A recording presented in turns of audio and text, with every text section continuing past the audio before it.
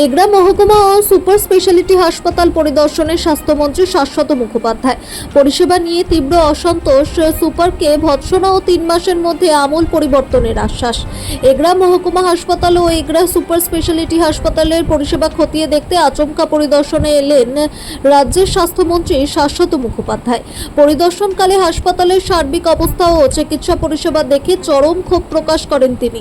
দায়িত্বে গাফিলতির অভিযোগে প্রকাশ্যেই হাসপাতাল সুপার ডক্টর সমীর আচার্য সহ উপস্থিত অন্যান্য আধিকারিকদের তীব্র ভৎসনা করেন মন্ত্রী। এদিন স্বাস্থ্যমন্ত্রী হাসপাতালে পৌঁছতেই একঝাঁক অভিযোগ নিয়ে তার সামনেই ক্ষোভ উগরে দেন চিকিৎসাধীন রোগীদের পরিবার। পরিচ্ছন্নতার চরম অভাব, রোগীদের নিম্নমানের খাবার পরিবেশন, অ্যাম্বুলেন্স পরিষেবায় অনিয়ম, বাথরুমের অপরিচ্ছন্নতা এবং হাসপাতালের কর্মীদের দুর্ব্যবহার সহ একাধিক বিষয়ে মন্ত্রীর কাছে সরকারি নালিশ জানান তারা। রোগীদের দুর্ভোগের কথা শুনে দ্রুত কড়া পদক্ষেপ নেওয়ার আশ্বাস দেন স্বাস্থ্যমন্ত্রী। পরিদর্শন শেষে সাংবাদিকদের মুখোমুখি হয়ে মন্ত্রী শাশ্বত মুখোপাধ্যায় জানান, রোগীদের ভোগান্তি কোনোভাবেই বরদাস্ত করা হবে না। আগামী 3 মাসের মধ্যে এগরা মহকুমা হাসপাতাল ও সুপার স্পেশালিটি হাসপাতালকে নতুন করে ঢেলে সাজানো হবে। পাশাপাশি হাসপাতালের পরিষেবা স্বাভাবিক ও উন্নত করতে দ্রুত প্রয়োজনীয় প্রশাসনিক পদক্ষেপ নেওয়া হচ্ছে বলেও তিনি নিশ্চিত করেন। আমি পূর্ব মেদিনীপুর বহু হাসপাতাল দেখলাম, এইটা তার মধ্যে সব থেকে বাজে পরিষেবা দিচ্ছে। আমার খারাপ লাগছে বলতে। এখানে এমার্জেন্সিতে যে পরিষেবাটা সেটা অপর্যাপ্ত, যেখানে নার্সিং পরিষেবা সেটা অপর্যাপ্ত, চিকিৎসার পরিষেবা অপর্যাপ্ত।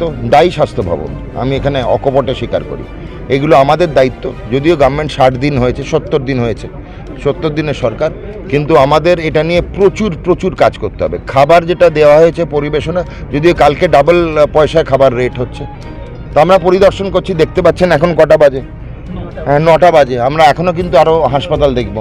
আমরা সকালবেলা 9টা, 8:30, 9:45 শুরু করেছি।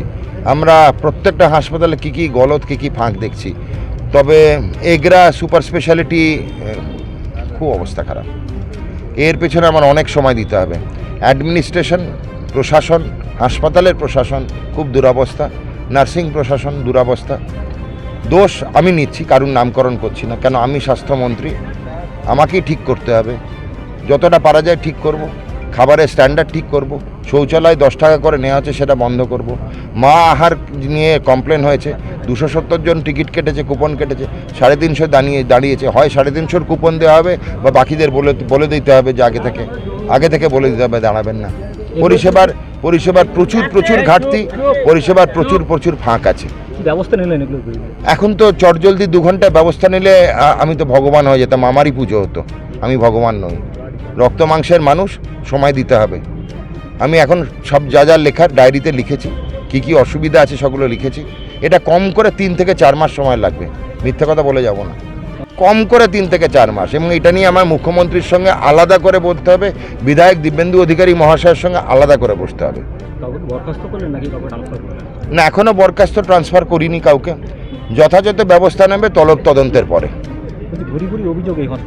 শুনলাম সব, মন দিয়ে শুনেছি সব কটা। শুনেছি, সেটাও পদক্ষেপ নেওয়া হবে। চটজলদি তো নেব না, কেন আমার আরও 2 দিনের সফর বাকি।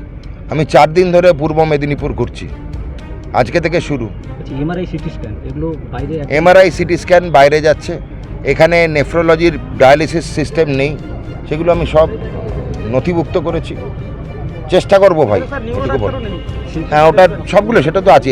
ডাক্তারদের পছন্দের ল্যাবরেটরি থেকেই টেস্ট করাতে হবে এমন অভিযোগ। সাংবাদিকরা আমাকে এর প্রমাণ দেবেন। কারণ বলছি, আমার চোখ এবং কান সংবাদ মাধ্যম, হেল্প তো করেন না। নিজেরা খবর তৈরি করেন, নিজেদের টিআরপি বাড়ান।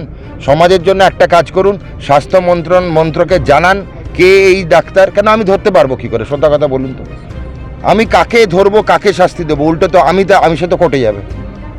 আপনারা প্রমাণ সহ আমাকে জানান।